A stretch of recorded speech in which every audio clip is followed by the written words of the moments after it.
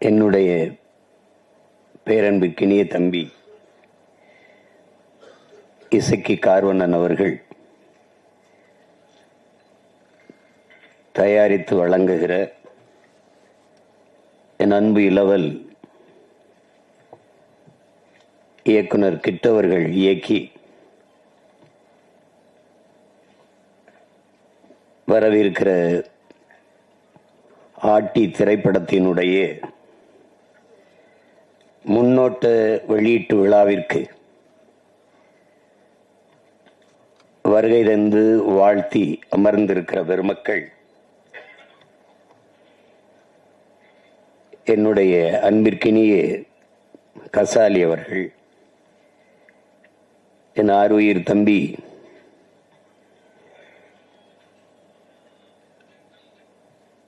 உறவில் மட்டுமில்லாது உணர்வோடும் என்னோடு இணைந்து களத்தினில் நிற்கிற இயக்குனர் நடிகர் திருமுருகன் அவர்கள்,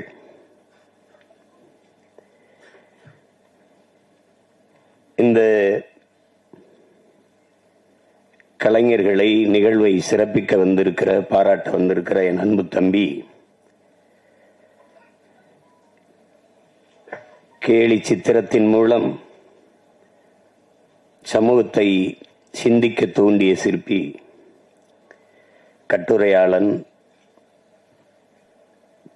பேச்சாளன், கருத்தாளன் பாலா அவர்கள், இந்த திரைப்படத்தில் பங்கேற்ற மதிப்புமிக்க கலைஞர் பெருமக்கள், ஒளிப்பதிவாளர் என் அன்பு தம்பி சிவி, படத்தொகுப்பாளர் தம்பி இளங்கோவன், இசை வழங்கி இருக்கிற இளவல் தீசன், கலை இயக்குனர் தம்பி முஜிபூர் அவர்கள்,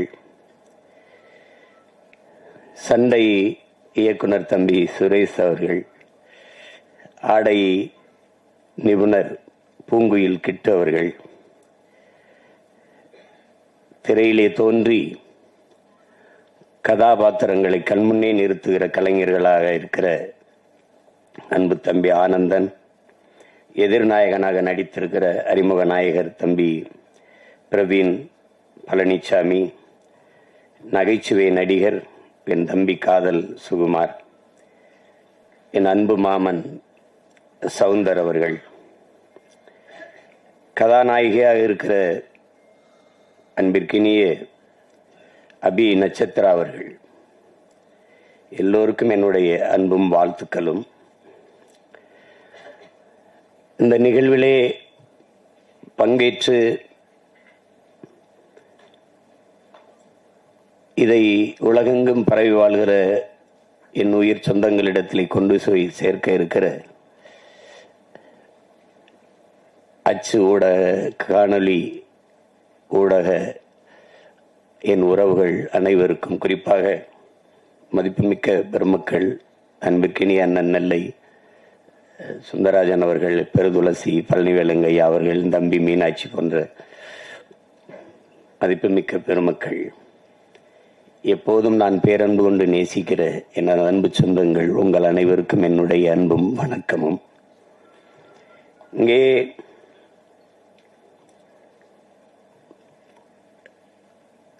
காதல் சுகுமார்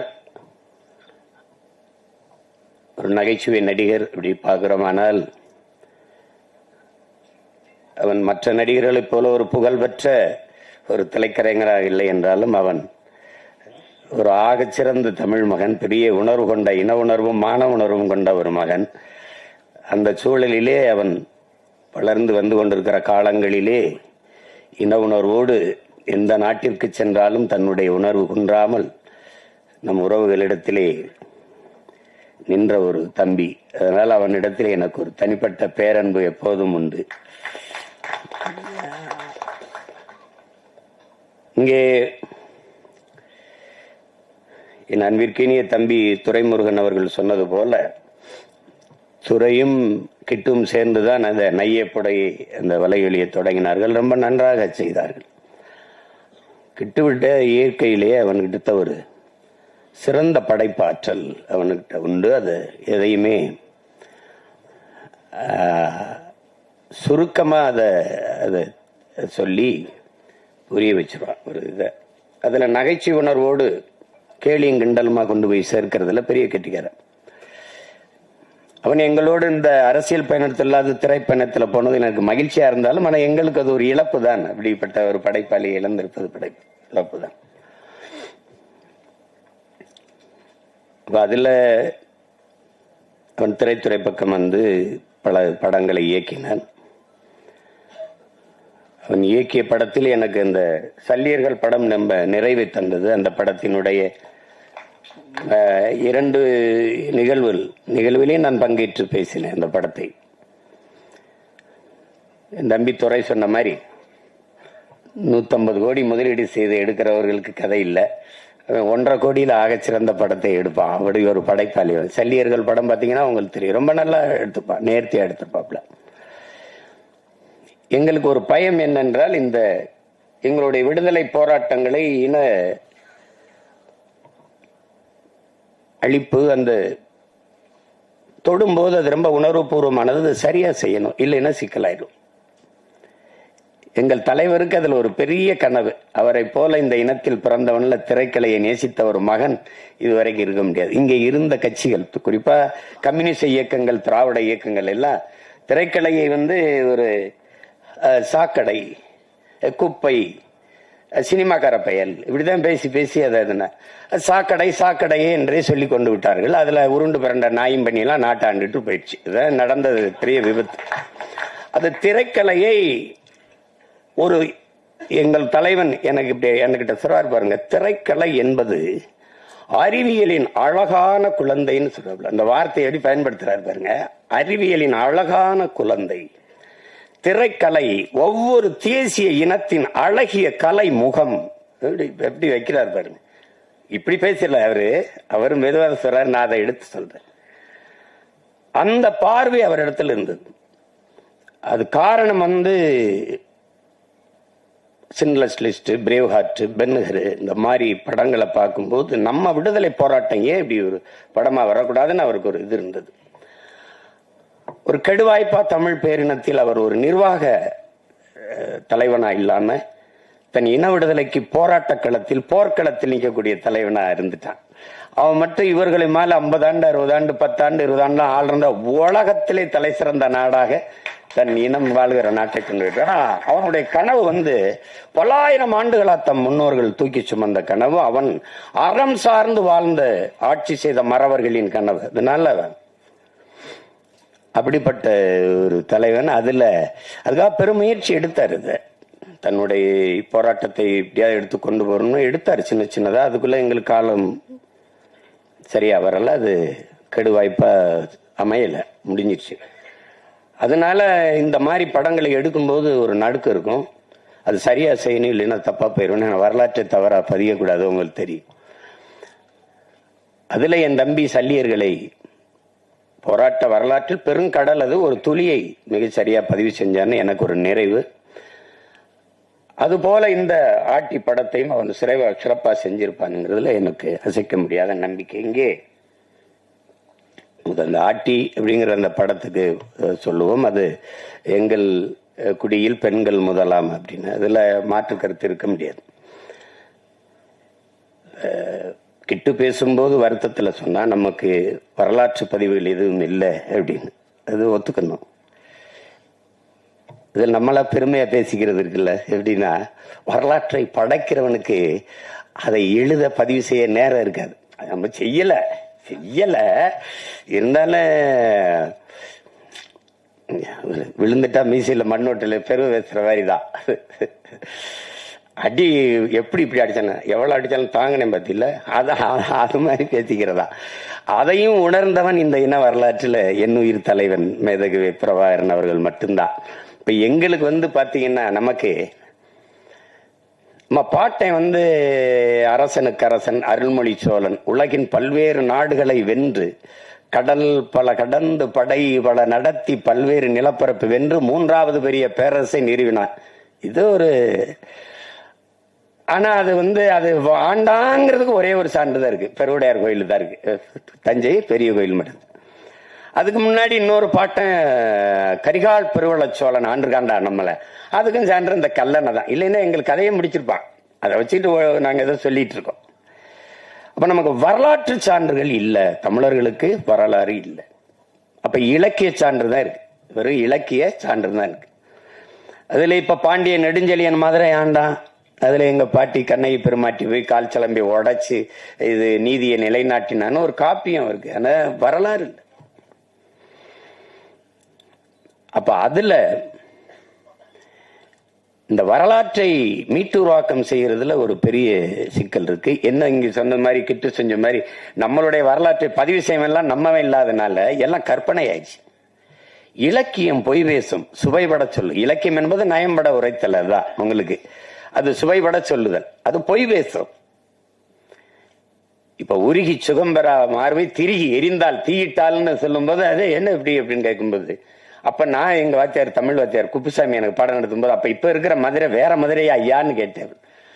அப்படி இல்லடா, தீ பற்றி எரிந்ததுன்னா வாழ்ந்த மக்கள் அவளுக்கு நேர்ந்த துயரத்தை துன்பத்தை கண்டு வயிறு எரிந்தார்கள்ங்கிறத அப்படி சொல்லியிருக்காங்க சுவைபட அப்படின்னு. அப்ப இலக்கியம் பொய் பேசும், இதிகாசங்கள் பொய் பேசும், புராணங்கள் பொய் பேசும், காவியம்லாம் பொய் பேசும். ஆனால் வரலாறு பொய் பேசக்கூடாது, பொய் பேசாது, பொய் பேசாது. அதனாலதான் நாங்கள் முற்றுமுழுதாக வரலாற்றில் புறக்கணிக்கப்பட்ட ஒரு இனத்தின் மக்கள் இன்றைக்கு வரைக்கும். இப்ப உதாரணமா இப்ப கண்ணகி அவளை எடுத்துக்கிட்டா எங்களுக்கு என்ன பெருமை இருக்குதுன்னா, சோழ நாட்டுல பிறந்து பாண்டிய நாட்டுல இறந்து சேர நாட்டுல தெய்வமாகிறா. எழுதின எங்க பாட்டன் இளங்கோவடிகள் 3 மன்னர்களை இணைத்து, 3 நிலப்பரப்பை மன்னர்களை இணைத்து ஒரு காப்பியத்தை செய்கிறார். அது காப்பியம், அது கற்பனை. ஆனால் கண்ணகியிலும் சிறந்தவள் இருக்கிறார் எங்கள் குலத்தில், எங்க முன்னோர், அது எங்க பாட்டி வேலு நாச்சியார். அது காவியம், இது வரலாறு. ஆட்டினா பாருங்க, ஆட்டி படைக்கிறானையா அப்படிங்கிற மாதிரி ஆட்டி படைத்தால் ஒரு பெண்மகள். தமிழர்கள் பொதுவா மானுடனே தாய் வழி சமூகத்திலிருந்து வந்தவன் தான். முதல் திணையில நம்ம முதல் நிலத்திலே தாய் வழியில், 2வது நிலமும் தாய் வழி, 3வது மருத நிலத்தில் என்று வேளாண்குடிகளாக மாறுகிறோமோ, அவன் காட்டை பார்க்க போகும்போது வீட்டை பார்க்க பெண் இருக்கும்போது, ஒருவனுக்கு ஒரு தீங்கிறது வரும்போது தந்தை வழி சமூகமா ஆயிருது. அங்கதான் முதல் எழுத்து. எங்க ஐயாமையன் சொல்றாருல, பேரை போடும்போது அவரு எசக்கிய சேர்த்துக்கிட்டாரு அப்படின்னு. அப்ப தந்தை வழி சமூகமா வரும்போதுதான் அது வரைக்கும் பெண்ணு தான், தாய் வழி சமூகம் தான். நம்ம அதை மாற்ற முடியல. இன்றைக்கு வரைக்கும் நாடு தாய் நாடு தான், மொழி தாய்மொழி தான். என் தம்பி கார்வனன் சொன்னது மாதிரி இந்த தமிழ் குடிகளுக்கு 90 விழுக்காட்டுக்கு மேலே பெண் தெய்வங்கள் தான். எனக்கு கூட என்னுடைய குலதெய்வம் வீரமாகாளி பெண்ணு தான். இங்கே இருப்பீர்கள் எங்கள் இன வரலாறு. இந்த திராவிடர்கள், அதுவும் ஐயா ராமசாமி பெரியார் வந்த பிறகுதான் எங்களுடைய வரலாறை தொடங்குகிறார்கள். திராவிட வரலாறு, திராவிட. இன்றைக்கும் தமிழன் இன அரசியல் வரலாறு ஐயா பெரியார், அண்ணா, கருணாநிதி அவர்கள், எம்ஜிஆர் அவர்கள், ஜெயலலிதா அவர்கள், இதுதான் பெஸ்ட். என்னுடைய வரலாறு அதுக்கு எவன் கண்டுபிடிச்சான்? 50,000 ஆண்டுகளுக்கு மூத்ததுங்கிறான் ஒருத்தன். ஆதியில் காடுகளில் வாழ்ந்த மனிதன் முதலாக பேசிய மொழி தமிழ்ங்கிறான் ஒருத்தன். அங்கிருந்து நகர்ந்து வரத் தொடங்கும் போது மனிதன் பேசிய மொழியில் இருந்த ஒளியும் எழுத்து வடிவம் இன்றும் தமிழிலே காண கிடக்குங்கிறான் ஒருத்தன். அப்ப இவ்வளவு என்றைக்கு என் இனம் முன்னோன் என்னுடைய மொழியின் முதல் எழுத்து உயிரெழுத்தை ஆவை எழுதினானோ அன்றைக்கு தொடங்கிச்சு தமிழனுடைய இன அரசியல் வரலாறு. முதலா கப்பல் ஓட்டினவன் கடலுக்குள்ள என் பாட்டு அரசேந்திரன் 60,000 யானைகளை கொண்ட படை வச்சிருந்திருக்கிறான். 60,000 யானைக்கு சோறு போட்டிருக்கிறான், தீனி போட்டிருக்கான், அதுக்கு பாகன் வச்சிருந்திருக்கான், வீரன் வச்சிருந்திருக்கான். அந்த யானைகளை கப்பல்ல ஏத்தி கொண்டு போய் படையை நடத்திருக்கான். எங்கேயும் போர் போடல. 60,000 யானையை வரிசையா நிறுத்தி வீரர்களை மேல நிறுத்தி ஆயுதத்தோட நிறுத்தினா எதிரி நாட்டு படை வீரன் குதிரையில நின்னவன் காலை தூக்கி யானை பிளிரிச்சு அவ்வளவுதான் கும்பிட்டான், சாமி என்னை விட்டு நீ ஆண்டுகன்ட்டு. உண்மையிலதான் 60,000 யானை. நீங்க ஔவையார்ல 1000 யானை நின்னதுக்கே பயந்துட்டான். தேட்டர் விட்டுலாம் ஓடிட்டான், திரையரங்கு விட்டு ஓடிட்டான். ஏன் அப்பா உங்களுக்கு தெரியுது. அப்படி வாழ்ந்து அவ்வளவு பெரியது. அது பெருமையா பேசல. ஓடுகிற நீரை தடுத்து பாசனத்திற்கு பயன்படுத்திட முடியும்னு அறிவியல் தொழில்நுட்பம் வளராத காலம் 1800 2000 ஆண்டுல தொற்றுக்கான் ஒருத்தன் கரிகால் சோழன். ஒரு பயம் ஒண்ணு அதெல்லாம் பேசல, எவனும் பேசல, யாரும் பேசுறது இல்லை, எவனும் பேசுறது இல்ல. ஒரு கைம்பெண் 200 ஆண்டுக்கு முன்னாடி ஒரு விதவை பெண் வந்து வெள்ளச்சேலை உடுத்தி முக்காடை போட்டு மூளையில் உட்காந்து மூக்க சிந்திட்டு அழுகுன்னு. இதுதான் இருந்த நிலைமை. புருஷன் செத்து போயிட்டான். என் பாட்டை முத்து விடுங்க, செத்து பணம் கோயில் வாசல செத்து பணமா கிடக்கு. என் பாட்டை 2 பேரும் போகாதேங்கிறான். மருது பாண்டி 2 பேரும் தளபதி. போக வேணா, வெள்ளக்காரன் வருவான் சுத்துவான் அப்படின்னு பயப்படுது. ஒண்ணு கவலையே படாம மகளை தூக்கிக்கிட்டு போய் அவன் உயிரற்ற கிடந்த உடலின் மீது சத்தியம் செஞ்சு இழந்த நிலத்தை நான் மீட்டே தீர்வேன்னு போறா ஒரு மகள், ஒரு கைம்பெண். இந்த சமூகம் சொல்ற மாதிரி ஒரு பெண்மகள். என் அன்பு சொந்தங்களை நீங்க கொஞ்சிருங்க. இந்த நிலத்தில் எத்தனையோ வீரம் இருந்திருக்கான். இந்திய பெருநிலம் அடிமைப்பட்டு கிடக்குது. அந்த நிலத்தின் விடுதலைனே வச்சுக்க. எந்த ஒரு மகனும் வென்றதில்லை போர்ல. வெள்ளக்காரண்ட தோற்று தந்திருக்கான். ஏஎம் பாட்டன் தீரன் சின்னமலையோ புலித்தேவனோ இல்ல அழகுமுத்துக்கோனோ எவனுமே தோற்றுதான் போயிருக்கான். ஒரே ஒரு பெண்மகள் தான், ஒரே ஒரு பெண்மகள் தான் போரிட்டு வெள்ளையனை தோக்கடித்து இழந்த நிலத்தை மறுபடியும் மீட்டவள் ஒரே ஒருத்தி, எங்க பாட்டி மானமரத்தி வேல் நாச்சியார் தான். உண்மையிலே ஆட்டினா அவதான். அத நம்ம பேசுறதுல வரலாற்றுல அவர் படிப்பினை இல்ல. கண்ட நாய் பேய்க்கெல்லாம் தெருவிலங்கும் சிலை இருக்கு. என் பாட்டிக்கு இந்த சிவங்க அரண்மனை வாசல ஒரு மரப்பாச்சி தண்டி பொம்மை வச்சிருக்கான். இதெல்லாம் வந்து அப்ப எப்ப வருதுன்னா கோபம் வருது. வரலாற்றில் நீ புறக்கணிக்கப்பட்டுட்டாய். உன் பாடத்திட்டத்திலே தென்னாட்டின் சான்சிராணின்னு தான் உன் பாட்டி எழுதியிருக்கான் வேலுநாச்சியார. வேலுநாச்சியார் பிறந்து இறந்து 85 வருஷம் கழிச்சு பிறக்கிறா மணிக்கர்ணைங்கிற பெண். 85 வருஷம் கழிச்சு பிறக்கிறா. இளம் வயதிலேயே திருமணம் முடிச்சு கொடுத்ததுனால சான்சி அந்த மன்னன் இறந்து போனதுனால அந்த நிலப்பரப்புக்கு அவ தலைவியாகி அரசியானதுனால சான்சி ராணி. இளம் வயது திருமணம்னால பாய் லக்ஷ்மி பாய் சான்சி ராணி லக்ஷ்மி பாய்னு பேர் வருது. நீ என்ன வரலாற்றுல பதிவு செஞ்சிருக்கணும்? சான்சி ராணி எழுதும் போது வடநாட்டின் வேலு நாச்சியார்னு எழுதிருக்கணும். ஆனா நீ என்ன பண்ற? தென்னாட்டின் சான்சி ராணின்னு என் பாட்டி எழுதுற. அங்க நான் பேசாம மண்டையாட்டிட்டு இருந்தேன் பாரு, அங்க செத்துச்சு என் வரலாறு, அங்க போயிருச்சு என்னுடைய வரலாறு. நீ என் பாட்டை வாவு சிதம்பரனாரை விட நீ என்ன வல்லபாய் பட்டேல் பெரியாள். நீ என்ன பண்ணிட்ட நீ? ஆனா வல்லபாய் பட்டேல் எனக்கு வரலாறு இருக்குது, என் பாட்டன் வாவுசி இல்லை. அதாங்க அது சிக்கல். கற்பனை கூட நீங்க செய்ய முடியாது. என் தாத்தன் வழக்கறிஞர், என் அப்பன் வழக்கறிஞர், நான் வழக்கறிஞர். ஒரு முறை நேர் நின்றால் இன்னைக்கு 50,000, அன்னைக்கு 50,000 என் பாட்டனுக்கு. ஒரு முறை வழக்கு நீதிமன்றத்தில் நேர் நின்னா அவ்வளவு செல்வந்தன். சொத்தம்பட்டை இழந்தான் மண்ணின் விடுதலைக்கு. இந்த தமிழ் மக்களின் மானம் கப்பலேற விடக்கூடாது என்பதற்காக கப்பல் ஓட்டிய ஒரு பெருந்தமிழர், சுதேசி கப்பல்.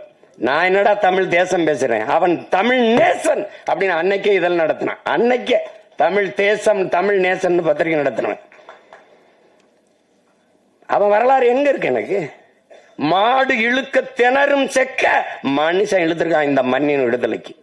போய் கோவை சிறையில் இருக்கு, இன்னும் அந்த சிலை நினைவா இருக்கு அந்த செக்கு. ஏன்னா அவன் இருந்த அறைக்கு பக்கத்துல இருந்தவன் அவன் பேரன் நான்.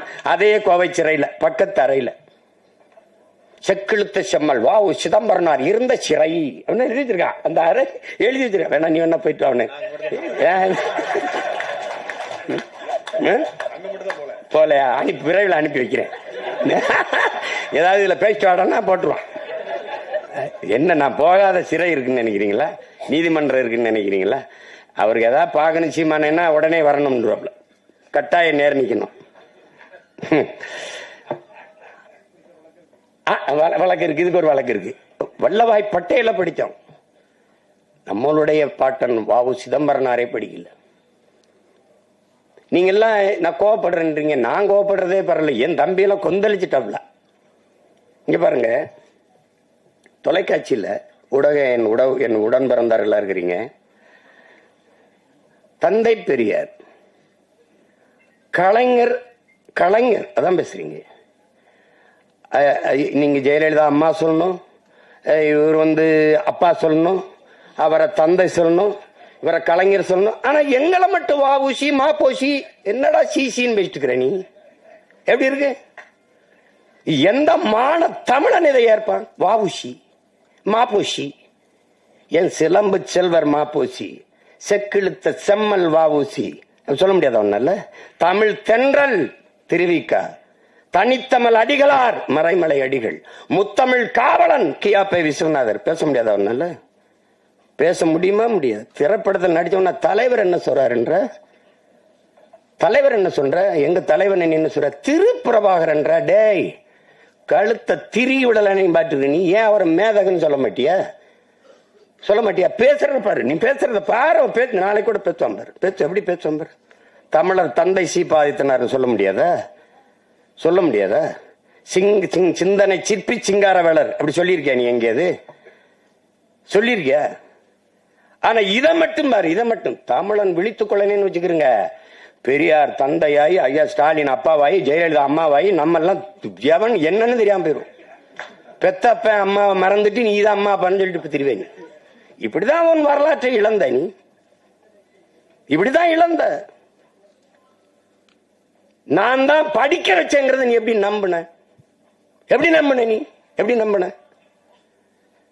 உன் இனத்தில் எத்தனை பெண்பார் புலவர்கள்? 100க்கும் மேற்பட்ட பெண்பார் புலவர்கள். நச்சினார், கிணியர், அவ்வை, எத்தனை அறிவு மூதாட்டியே உன் பெண் பெருமகள் அவ்வை. பெண்களை காப்பிய நாயகராக வச்சு பாடியவன் தமிழன். சிலப்பதிகாரம், மணிமேகலை, எத்தனை காப்பியங்கள்? குல தெய்வங்களாக வச்சு கும்பிட்டவன் தமிழன். அப்ப எப்படி எங்க நீங்க? நான் தான் பெண்ணடிமை நீக்கின, எங்க நீக்கின? நீ படிக்க வச்ச சரி எதை? திருக்குறளை, சிலப்பதிகாரத்தை, மணிமேகலையை, சிவக சிந்தாமணியை, வளையாபதியை, குண்டலகேசியை, ஐங்குறுநூறுவை, 18 அகநானூறுவை, புறநானூறுவை, கலித்தொகையை, கலிங்கத்து பரணியை படிக்க வச்ச, கம்ப ராமாயணத்தை படிக்க வச்ச. இதையெல்லாம் எழுதினவனை எவன்டா படிக்க வச்சது? பதில் வச்சிருக்கியா? பெரியார் தான் படிக்க வச்சார். வச்சுக்க. பக்கத்துல இருந்த அறிஞர் அண்ணாவா WMA 2 முதுகலை படிச்சாரு. அண்ணாதுரை ஐயா, அதுக்கப்புறம் ஐயா அன்பழகன், நெடுஞ்செழியன், இவர்கள் 3 பேரையும் படிக்க வச்சது யாரு? அவருக்கு பக்கத்திலே உட்கார்ந்து இருந்தாங்களப்பா. ஏன் இதெல்லாம் நீங்க கேள்வி எழுப்பல?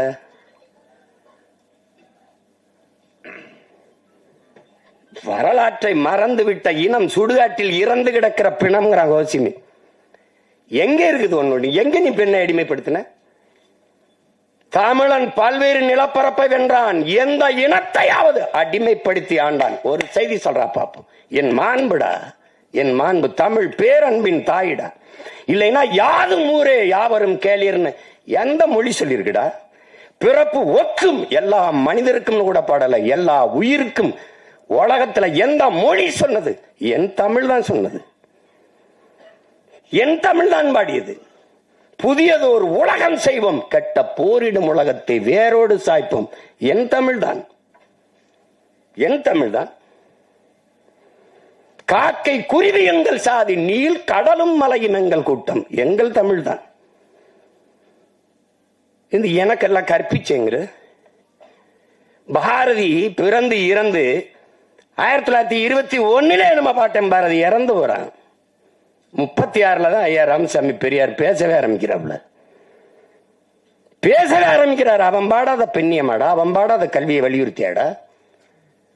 எப்படி? தமிழை சனியன் என்கிறார், அவன் இனிது என்கிறார். வான் அளந்த அனைத்தும் அளந்த வன்மொழி வாழியவங்கிறான். வான் அளந்த அனைத்தும் அழிந்ததரா என் தமிழ்ங்கிறான். வான் அளந்த அனைத்தும் அறிந்ததரா என் தமிழ் வளர்மொழி வாழியவேங்கிறான். நீ காட்டு மிராண்டிங்க. சிங்களம் புட்ககம் சாவகம் யாவும் சென்றேறி பல தீவனுக்கும் சென்றேறி அங்கு தங்கள் புலிக்கொடி மீன்கொடி நின்று சால்புற கண்டவர் தாய் நாடுங்கிறான். எப்படி? நீ காட்டு மிராண்டிங்கிற. அவன் என்ன தர்றான் பாருங்க, முட்டாள்கிற உலகம்புறாவென்று தன் கொடியை நாட்டியவன்டா பரம்பரையிடாவேங்கிறான். எப்படி இருக்கு? வெறியில தான் ஒருத்தன் வந்துட்டான். டே தாய பழித்தவனை யாரு தடுத்தாலும் விடாதே, உன் தமிழை பழித்தவனை தாயே தடுத்தாலும் விடாதேங்கிறான். இதுல எங்கிட்டு இருக்கார் பெரியார் சிறியார்? எங்களுக்கு எவனா இருந்தாலும் சரிதான். என் மொழியை இழிவு செய்தவன் எவனா இருந்தாலும் எங்களுக்கு எதிரிதான். தமிழ் சனியன் ஒளி, முதல்ல அந்த சனியனை ஒளிடா. இதான்டா கோட்பாடு. இல்ல பெரிய தத்துவம் அதெல்லாம் தூக்கிட்டு வர்றதில்லை. எங்க கோட்பாடை பாரு. இப்படி எவனா பாத்தியா? என் இறைடா, என் இறை சிவன் தன் உடலில் சரி பாதையை கொடுத்து நிற்கிறான். அது ஆணுக்கு பெண் சமம் அல்ல. என் உடன் பிறந்தார்களே, ஆணும் பெண்ணும் சமம். அதான் எங்க கோட்பாடு, எங்கள் நிலைப்பாடு. ஆணுக்கு பெண் என்ற கோட்பாட்டை ஏற்கலாம். ஆணும் பெண்ணும் சமம். அதை நிறுவி காட்டியவன் எங்கள் உயிர் தலைவன். ஆணுக்கு நிகராக பெண்ணுக்கு அரசியல் செய்ய காவல்துறையிலே, வான்படையிலே, கடற்புடி படையிலே, கரும்புடி படையிலே எல்லாவற்றிலும் சமபங்கை கொடுத்தவன் என் உயிர் தலைவன் மேதகுவே பிரபாகரன் அவர்கள். அதைத்தான் அவன் பிள்ளைகள் இன்று 234 இடம் என்றால் 117 ஆண்கள் 117 பெண்களை கொடுக்க காரணம் அதுதான். இதில் பெருமை ஒன்றுமில்லை, பிறவி கடமை செய்கிறோம், அவ்வளவுதான். பெண்ணை போற்றாத எந்த இனமடா உயர்வடைஞ்சிருக்கு. பெண்ணு தனியா வந்து ஒப்பந்தம் பண்ணி செய்யற பொம்மை அது. என்னை பெற்றவளடா, என் உடன் பிறந்தவளடா. அதன் போற்றாத சமூகம் எப்படி மேன்மை அடையும்? எப்படி உயர்வடையும்? எப்படி உயர்வடையும்? பெண்ணடிமை தீரு மட்டும் பேசும் திருநாட்டில் மண்ணடிமை தீர்ந்து வருதல் முயல் கொம்பேங்கிறான் புரட்சி பாவலர். அதான் இங்க இருக்கிறது. பெண்ணால முடியாதுன்னு என்ன இருக்குது? அப்ப எப்படி எங்க பாட்டியால முடிஞ்சது, வேலுநாச்சியாரால முடிஞ்சது? நடந்தது நிகழ்காலத்துல. பெண்புலி எங்க தலைவர் வந்து ஒரு இதா கொடுக்கிறாரு, ஒரு இலக்கை, இதை போய் செய்யுங்கன்னு. பல முறை ஆண் போராளிகள் நம்ம பிள்ளைங்க போய் பாருங்க, தோற்று வராங்க. போன எல்லாருமே ஆண் புலிகள் தான். ஏன் இதுல பெண் புலிகளுக்கு நம்ம பிள்ளைகளுக்கு வாய்ப்பு கொடுக்கல? ஏன் அவங்க போகலன்னு தலைவர் கேட்கும்போது, நம்மளாலே முடியல, நம்ம பசங்களாலே முடியல, பெண்கள் எப்படி அண்ணான்னு கேட்கும்போது, இல்ல ஒரு தடவை கொடுத்து பாருங்களேன் வாய்ப்பு. சரியாக போய் அந்த இலக்கை வென்று முடித்து வந்தார்கள். உங்களுக்கு தெரியும், நம்மளுடைய அங்கையர்கண்ணி நம்முடைய அக்கால் முதல் பெண் கரும்புலி, உங்களுக்கு தெரியும் எல்லாம். உங்களால் கற்பனை செய்ய முடிகிறதா? என் உடன் பிறந்தார்களே, பேரன்புமிக்க பெற்றோர்களே, சிங்கள ராணுவ கடற்படையினுடைய மொத்த கட்டுப்பாட்டையும் வைத்திருக்கிற ஒரு கப்பல், ஒரு போர்க்கப்பல். அந்த கப்பல்ல தான் மொத்த கடற்படை இயக்கமும் இருக்கு. அதான் இருக்கு, அதுக்குள்ள இருக்கு. அதை தகர்க்கணும். அதை தகர்க்க ஒரு தலைவன் யார தேர்வு செஞ்சிருக்கலாம்? ஆனால் ஒரு பெண்மகள், அவள் பேர் அங்கையர்கண்ணி. அந்த அங்கையர்கண்ணி அவள் கரும்புலியாக அவளை தேர்வு செய்யறாங்க. அப்படின்னா நெஞ்சில குண்டை கட்டிட்டு வெடிக்கணும். அவளே ஆயுதமா மாறணும். அதான் கரும்புலின்னா அவளே ஆயுதம், உயிரே ஆயுதம். அதான் அது. அப்ப போகும்போது அவளுக்கு அந்த 2-3 நாள்ல, நாளைக்கு காலையில ஒரு கரும்புலி மறவனுக்கு இந்த நாளில், இந்த கிழமையில், இந்த தேதியில், இந்த நேரத்தில் நான் சாக போகிறேன் என்பது தெரியும். ஆனால் மகிழ்ச்சியா தான் இருப்பான், எல்லாரோட பேசிட்டு இருப்பான், சிரிச்சிட்டு இருப்பான். இந்த நொடியில நம்ம சாக போறோம்னு தெரியும். அப்படி ஒரு மகளுக்கு தெரியுது, ஒரு பெண் மகளுக்கு தெரியுது. அவள் அந்த பெரிய இலக்கை தகர்க்கணும். அதுல 3 நாளைக்கு முன்னாடி காய்ச்சல் வந்துருது. இந்த காய்ச்சல் அடிக்கிறதே சக தோழிகளுக்கோ போராளிகளுக்கோ சொல்லிட்டா அன்னைக்கு தகவல் போயிடும். உங்களுக்கு உடம்பு முடியலன்னா அன்னை நம்மளை பின்னடை வச்சுட்டு வேற ஆளை தேர்வு பண்ணிடுவாருன்ட்டு அதை விட்டு கொடுக்காம, அதை சொல்லாமல், தன் உடல் நிலை சரியில்லாதையும் சொல்லாமல் அந்த மகள் அப்படியே வச்சு அந்த உடல் அந்த காய்ச்சல் அடிக்கிறதோட அவ அதிகாலையில பயணப்படுறா போய் அந்த தாக்குதலுக்கு. ஒரு மாலையில கிளம்பி எல்லாரும் போய் இரவுல இன்னும் இருக்கு, நாங்க ஆவணப்படம் வச்சு வெளியிட்டோம். பயணம் அனுப்பி வைக்கிறாங்க. தன்னுடைய சகாக்கள் எல்லாம் போய் ஒரே மகள் 36 கிலோமீட்டரை ஒரு கடும் குளிரில் கடலுக்குள்ள தனி மகளா, ஒரு பெண்மகள் ஒரே மகள் அந்த குளிர்ந்த அடர்ந்த குளிருக்குள்ள ஆழ்கடல் நீஞ்சி போறா. 36 கிலோமீட்டரை 13 மணி நேரங்கள் ஒரே மகள் தனியாக நீஞ்சி போய் இந்த இரவு முடிஞ்ச அடுத்த பகல் தொடங்குற இந்த 12 மணிக்கு நடு உள்ள போய் அந்த கப்பல்ல போய் நின்று நடு கப்பலை அடிச்சு தகர்த்து எரிஞ்சா பாரு, உலகம் திரும்பாச்சு. ஒரு மகள், ஒரு பெண் மகள். குலதெய்வம் எப்படி உருவாகுதே? இப்படிதான். அந்த மகள் அங்கையர்க்கண்ணிதான் தன்மானமிக்க தமிழ் பேரினத்தின் குலதெய்வமாக மாறி நிக்கிறான்னா அதுதான். அப்படிதான் எங்க குலதெய்வம் ஒன்னும். அதனால பெண்ணுனால் இது முடியாது என்று சொல்வது ரொம்ப கடினம். ரொம்ப அப்படி சொல்லிட்டு போக முடியாது. அதனால இந்த தமிழ் சமூகம் பெண்களை பெரிதும் போற்றிய ஒரு சமூகம், பெரிதும் போற்றிய சமூகம். பெண்ணை இதுவரைக்கும் பேர் சொல்லி கூப்பிட்டது கிடையாது. அம்மா, தாயே, தெய்வமே, அப்படிதான் இன்னைக்கு நம்ம வீடுகளில் கூப்பிடுறது அப்படித்தான் இருக்கு. அப்படிதான் இன்னும் கூப்பிடுவோம். ராசாத்தி, கண்ணு, அம்மா, என் தெய்வமே, என் தாயே, அப்படிதான் கூப்பிடுவாங்க. அப்படிதான் இதுவரை நம்ம வீடுகளில் எல்லாரும் அப்படி கூப்பிடுறது வழக்கம் இருக்கு. அது வரலாற்றில் புறக்கணிக்கப்பட்ட, நிராகரிக்கப்பட்ட இனத்தின் மக்கள் ஒரு நாள் தங்களுக்கான வரலாற்றை தாங்களே எழுதுவார்கள் என்று அறிவாசான் அண்ணல் அம்பேத்கர் சொல்றார் என்றால் அது சும்மா அல்ல. அப்படி வரலாற்றில் நிராகரிக்கப்பட்ட, புறக்கணிக்கப்பட்ட இனத்தின் மக்கள் எங்களுக்கான வரலாற்றை நாங்களே மீட்டுருவாக்கம் செய்கிற, மறுபதிப்பு செய்கிற பணியை செய்கிறோம். அதில் ஒன்றுதான் என்னுடைய தம்பி கிட்டு போன்ற திறமைமிக்க திரைக்கலைஞர்கள் செய்து வருகிற சிறிய சிறிய முயற்சி. அதில் இன்னைக்கெல்லாம் பொன்னியின் செல்வன் ஒரு படம் பார்த்தா அதுதான் நம்ம சோழ வரலாறுன்னு நினைச்சிட்டு இருக்கோம். அது ஒரு புதினம், அது ஒரு நாவல், அது ஒரு சுவரா, ஒரு திரைக்கதையா அது ரசிக்கத்தக்க சொல்லப்பட்டது. உண்மையான வரலாறு அது ஒண்ணும் இல்லையே. ஆதித்ய கரிகால என்ன தற்கொலை பண்ணி செத்து போட்டான்னு இருக்கு கதை, காதல் தொழில செத்து போனான்னு வருது. அது சரி, என்ன பண்றது? அது அப்ப உலகெங்கும் ஒவ்வொரு இனத்தையும் வரலாறு தான் வழி நடத்துது. அப்ப என் இன வரலாறு தான் என்னை வழி நடத்தணும். ஆனால் எனக்கு ஒன்று வரலாறு இல்லை.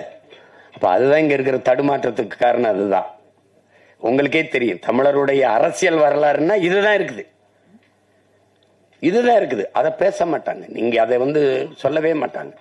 ஆக பெரும் மேதைகள், அறிஞர்கள் வாழ்ந்த நிலம் இது. ஜீவானந்தம், சிங்காரவேலரை தாண்டி இங்க வேணுமா? அயோத்திதாரசர், ரெட்டமலை சீனிவாசன், MC ராசாவோட தலைவர்கள் உங்களுக்கு வேணுமா? இல்ல அவங்களாம் தலைவரா தெரியலையா? பெரும் பெரும் மேதைகள் வாழ்ந்திருக்காங்க இந்த நிலத்தில். தன்னலமற்று உண்மையும் நேர்மையுமாக இந்த மக்களுக்கு வாழ்ந்து மறந்திருக்கான். கக்கன் தாத்தா காமராஜர், தாத்தா கக்கன், தெய்வ திருமகன் தாத்தா முத்துராமலிங்க தேவர், எவ்வளவு பெரிய மேதைகள் இந்த நிலத்தில் இருந்து வாழ்ந்திருக்காங்க. அந்த வரலாறுலாம் புறக்கணிக்கப்பட்டிருக்கு. தமிழனுக்கு எவன் தலைவனா வந்தாலும் சாதி மதத்துக்குள் தள்ளுவான். தமிழன் அல்லாத எவன் வந்தாலும் அவனை அப்படியே தலைவனா ஏற்று கொண்டாடுவான். இது ஒரு நோய், இது ஒரு நோய். சீமான் வந்தா என்ன ஆளுக, அதுதானே என்ன ஆளுக, நம்ம ஆளுகளா அப்படின்னு என்னையே கேட்டான் தோல் மேல கைப்பட்டு. நீங்க என்ன ஆளுகன்னு. நான் அப்படியே, நான் சித்தாளுக, உங்க வீட்டுல பூச்சி வேலை இருந்தா சொல்லுங்க, பூசிட்டு போறேன்னு. அது தெரிஞ்சுக்கிற ஆர்வமா இருப்பான். விசாரிப்ப எப்படி விசாரிப்பான்னு நினைக்கிறீங்க? நீங்க எந்த ஊரும்? ராமநாதபுரம், சிவகங்கையில எந்த ஊரு? அப்பா என்ன பாக்குறாப்ல? அப்பா அவன் சொந்தக்காரன், அவன் சாதிக்காரன் பேரவர்னு சொல்லி அவர் உங்களுக்கு என்ன வேணும்பா. இவன் ரொம்ப கஷ்டப்படுறான்னு நான் என்ன ஆளுகன்னு சொல்லிடணும். ஏன்னா இந்த சாதி தாங்க, என்னங்க உங்க பிரச்சனை? நான் உங்க வீட்டுக்கு பொண்ணு கேட்டு வரலையே. எப்படி இருக்கு புரியுதா? இது தன்னின பகையால் தாழ்ந்து வீழ்ந்த ஒரு சமூகம். காப்பா அரவாணன் ஐயா, அவரை யாருன்னு கேட்டுறாதீங்க. என்னடா புதுசா ஏதோ காப்பா அரவாணன்னு கதை விடுறான்றாதீங்க. ஏன்னா திராவிடன் கதை விடுவான் எங்க வரலாறு, நாங்க வரலாறு சொல்லுவான் அவனுக்கு கதை. அப்ப அதுல அவர் என்ன சொல்றார்? இந்த தமிழன் வீழ்ந்ததுக்கு தமிழன் ஏன் அடிமையானான், அந்த புத்தகத்தை தமிழ் இளம் தலைமுறையினர் என் உயிரினும் இனியை உடன் பிறந்தார்கள் ஒவ்வொருத்தனும் படிக்கணும். சின்ன புத்தகம் தான். அதுல என்ன சொல்றாரு? தமிழனுக்கு இந்த அடிமையானதுக்கு முதல் காரணம் போர்க்குணம் இன்மை. அதுக்காக மாதிரியே சொல்றாரு, முதலில் பண்பட்ட இனம் நாகரிகம் அடைந்த இனம் போர்க்குணம் அற்று போகுங்கிறார்.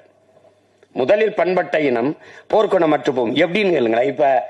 இப்ப இவர் ஒரு சண்டை நினை, ஏப்பா எதுக்கு அவன் காலி பயிலோட போய் சண்டை போட்டுக்கணும், வாப்பா நமக்கு அது வாப்பா தரோம். இங்கதான் அது இதாயிருது. எதுக்குப்பா பிரச்சனை? எதுக்குப்பா வம்பு, எதுக்குப்பா பிரச்சனை? அது நமக்கு மட்டும் இல்ல, நாட்டுக்கே அதான் பிரச்சனை ஆயிருக்கு. எதுக்கு பிரச்சனை என்பதுதான் பிரச்சனை. அப்ப அங்க போர்க்குணம் அற்று போனது, போர்க்குணம் அற்று போனது ஒன்று. இரண்டாவது, தன்னிடத்தில் இருப்பதை விட பிறரிடத்தில் இருப்பது உயர்ந்தது, இந்த இழிவான சிந்தனை. பிறகு தாழ்வு மனப்பான்மை, தன்னின பகை, இது ரொம்ப முக்கியம், இதை நீங்க கவனிச்சுக்கணும். அந்த வார்த்தையை போடுறாரு, தன்னின பகை. தன்னின பகை என்னது? படையாட்சியை நான் வேட்பாளராக போட்டாங்க, பறையும் ஓட்டு போட மாட்டாங்க. பறையனை போட்டாங்க, படையாட்சி போட மாட்டாங்க. தேவர் என்னுடைய வேட்பாளர், தேவேந்திரர் ஓட்டு கிடையாதுங்க. தேவேந்திரர் என்னுடைய வேட்பாளர், தேவர் ஓட்டு கிடையாதுங்க. இதனால சொந்த ரத்தங்களுக்குள் யுத்தம். சிந்திய ரத்தத்தை குடித்த ஓநாய்களுக்கிட்ட அதிகாரம். இவன் சொந்த ரத்தத்துக்குள்ள சண்டை போட்டு வீழ்ந்தான். தன்னின பகையால் தாழ்ந்து வீழ்ந்த தமிழ் சமூகம். எந்த அரசியல் அதிகாரமும் இவனுக்கு வராம போனதுக்கு காரணம் இதுதான். கடைசியா ஒண்ணு சொல்றாரு, அளவு கடந்த திரைக்கவர்ச்சி. அளவு கடந்த திரைக்கவர்ச்சி. 4 மயக்கம். 1 சாதி மயக்கம், 2வது மத மயக்கம், அடுத்தது சாராய மயக்கம், அதுக்கப்புறம் திரை மயக்கம். இந்த சாராய மயக்கம் திரை மயக்கத்தை தெளிவுபடுத்திட முடியும். ஆனால் இந்த சாதி மத மயக்கம் இருக்குல்ல, செத்து பாடையில போனாலும் வராது. செத்து புதைச்சாலும் ஆறுமுக நாடாருன்னு எழுதி வைப்பான், சமாதியில எழுதி வைப்பான்ல. சுப்பிரமணிய தேவர் எழுதி வைப்பான், எழுதி வைப்பான். என்ன சிரிக்கிறிய? போய் சார் என்ன போமா சுடுகாட்டுக்கு? அததான் சொல்றான், கல்லு சாராயம் குடிச்சு படுத்தா கூட படுத்து எந்திரிச்சா போத தெளிஞ்சிரும்டா. இந்த சாதி மதம் செத்தாலும் கர்மம் போகாது, மத்ததெல்லாம் குடிச்சாத்தான் போத ஏறும், சாதி மதமும் சொன்னாலே ஏறிடும்ன்றா. இப்ப இந்த போத இன்னொரு போத உங்களுக்கு தெரியுது, இந்த திரை கவர்ச்சி, திரை மயக்கம். திரை மயக்கம் அது பேராபத்தானது. அதுக்கப்புறம் உங்களுக்கு சாதி ஒரு அரசியல், சாதாய மதம் ஒரு அரசியல். நமக்கு இருக்கிற புரிதல் என்ன? அரசியல் என்பது எல்லா உயிர்களுக்கும் நம்ம மறந்துடும். சாதி மத கடவுள் உணர்ச்சி என்பது மனிதனுக்கு மட்டுமானதுங்கிறதையும் நம்ம மறந்துடும். இந்த மனிதனுக்கு மட்டுமான இந்த சாதி மத கடவுள் உணர்ச்சி எல்லா உயிர்களுக்குமான அரசியலில் கலப்பதுதான் பேராபத்தா இருக்குது. ஒரு நாட்டின் மிக உயர்ந்த பதவியில் இருக்கிற ஒரு தலைவர், குறிப்பாக உள்துறை அமைச்சர், ஹோம் மினிஸ்டரா இருக்க ஒரு தலைவர் மதுரையில் வந்து இந்து மக்களின் ஒற்றுமை அப்படின்னு பேசிடுற, இந்திய மக்களின் ஒற்றுமைன்னு பேசியிருக்கணும். அப்ப இந்து மக்களின் ஒற்றுமைன்னு ஒரு நாட்டின் மிகப்பெரிய தலைவரே பேசும்போது அங்க எங்க தேச ஒற்றுமை இருக்கும்? அது எப்படி இருக்குது? அது எவ்வளவு பெரிய ஆபத்தான ஒரு கருத்தா இருக்குது பத்தியில. இதுதான் பிரச்சனை. இதை ஒழிக்கணும்னா ஒரே ஒரு ஆயுதம் தான் நம்மகிட்ட இருக்குது, அதுதான் புரட்சி. கட்சி அரசியல்களால் இதை சரி செய்ய முடியாது. புரட்சி ஒன்றால் தான் இந்த தீமைகளை எல்லாம் புரட்டி போட முடியும். இல்லை என்றால் ஒவ்வொரு நாளும் ஐயோ ஊழல், ஐயோ லஞ்சம், ஐயோ கொலை, ஐயோ கொள்ளை, ஐயோ சாராயம், ஐயோ நீ உனக்கு என்னைக்கு கோபப்பட்டிருக்கோம்? நம்ம நாட்டின் பாதுகாப்புக்கு எல்லையில நின்று போரிட்டு நாட்டின் பாதுகாப்புக்கு நின்று படை வீரன் செத்து உயிர் கொண்டான். உயிரற்ற உடல் வருது. எத்தனை கோடி, எவ்வளவு லட்சம் இந்த நாடு மத்திய மாநில அரசுகள் கொடுத்திருக்கு? யாராவது நெஞ்ச தொட்டு சொல், யாராவது சொல், யாராவது சொல். இந்த நாட்டின் ராணுவ வீரன் நாட்டை பாதுகாக்க போரிட்டு எல்லையில நின்று செத்து வந்தான். மத்திய அரசு 1 கோடி அறிவிச்சது, 2 கோடி அறிவிச்சது, முடியாதா? மாநில அரசு கொடுத்தது. ஒருத்தன் வெங்கல பதக்கம் வந்தா 1 கோடி அந்த நிறுவனம், 1 கோடி இந்த மாநில அரசு, 1 கோடி அந்த அரசு என்றா. அப்ப செத்து வந்ததுக்கு என்ன கொடுத்திருக்கு? கள்ளச்சாராயம் குடிச்சு செத்தவனுக்கு 10 லட்சம். ஒரு முதலாளி அவன் காட்சி வித்து பல லட்சங்களை சம்பாரிச்சு கொண்டிருக்கிறான். கொழுப்படுத்து போய் ஒருத்தன் குடிச்சு செத்துருக்கான். ஒரு முதலாளியின் லாப தேவை, ஒருத்தன் போதை, இதுல செத்து விழுந்தவனுக்கு 10 லட்சம் மக்கள் காசுல கொடுக்கப்படுது. ஆனா நாட்டை காப்பாத்த எல்லை நின்று செத்து வந்தவனுக்கு எத்தனை லட்சம்? யாராவது சொல்லுங்க. நான் ராணுவத்துக்கு போய் செத்தன்னா, நாட்டுக்காக செத்தால் என் வீட்டை என் நாடு பாதுகாக்கும் எண்ணம் வராத போது எவன்டா நாட்டு ராணுவத்தில் வந்து சேருவான்? எவன் சேருவான்? அப்புறம் தேசப்பற்று எப்படி வரும்? நாட்டுப்பற்று எப்படி வரும்? நாட்டுக்காக செத்தவன் மீதே நாடு பற்று வைக்காத போது நாட்டுப்பற்று எவனுக்கு வரும்? சாதாரண குடிகளுக்கு எப்படி நாட்டுப்பற்று வரும்? எப்படி வரும்? எல்லாத்தையும் நம்ம சகித்துக்கிட்டோம் பாருங்க. இந்த இடத்துல கோவப்படல, இந்த இடத்துல கேள்வி வரல. ஏன் இப்படி நடக்குது? கேள்வி வரல. ஏன்னா குப்பையை கூட்டுற தொழிலாளியை கூட நீ தனியார் முதலாளிக்கு கொடுத்துருவீங்கன்னா அப்ப எதை தான் நீ வச்சுப்ப? 1 கிலோ குப்பை 1 கிலோ குப்பை வரல 12 ரூபாயாங்க. யாராவது சொல்லுங்க, எல்லாம் படிச்சவங்க தானே இருக்கீங்க. 1 கிலோ குப்பையை அள்ளி எடுக்க 12 ரூபாயா? ஒரு கழிவறையை கழுவி முடிக்க 350 ரூபாயா?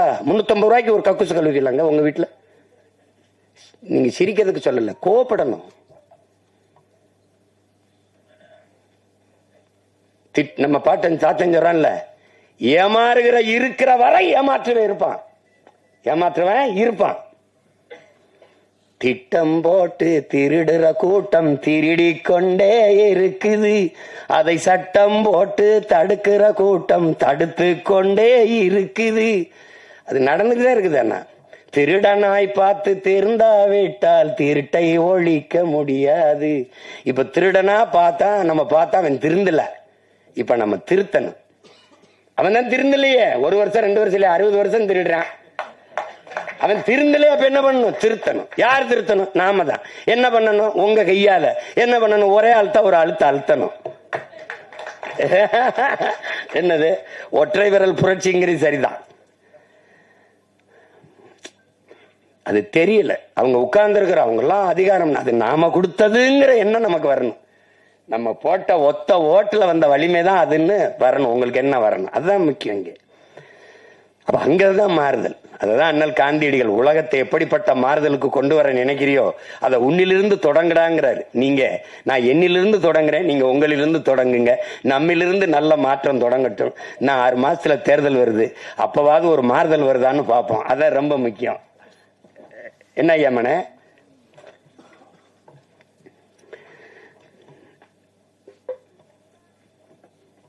நானும் எங்க ஐயா மையனும், நான் எனக்கு ஐயா மையன், அவருக்கு நான் எப்பவுமே அராஜகம் தான். நாங்க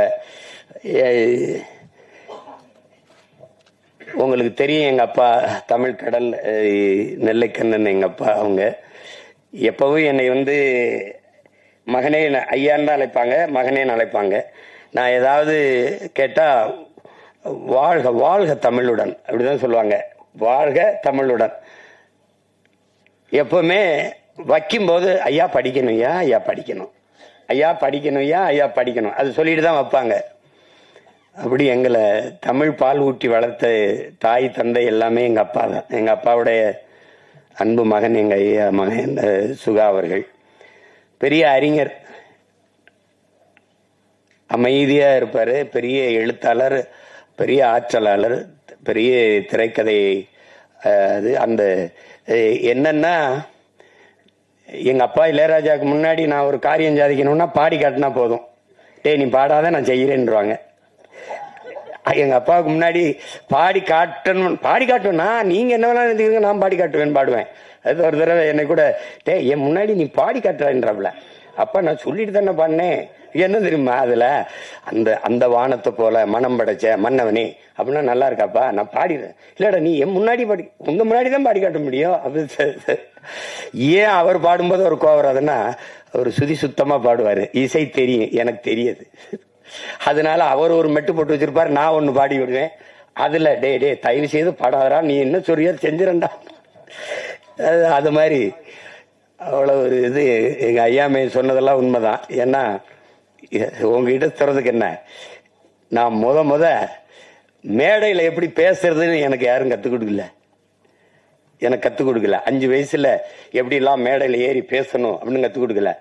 எப்படி சண்டை போடணும்னு தான் 5 வயசா இருக்கும்போது ஒரு சிலம்பு கம்பை கொடுத்து கத்துக்க சொன்னாங்க. அப்புறம் 10ஆவது படிக்கும் போது கராத்தே வகுப்புல போய் சேர்த்து விட்டாங்க.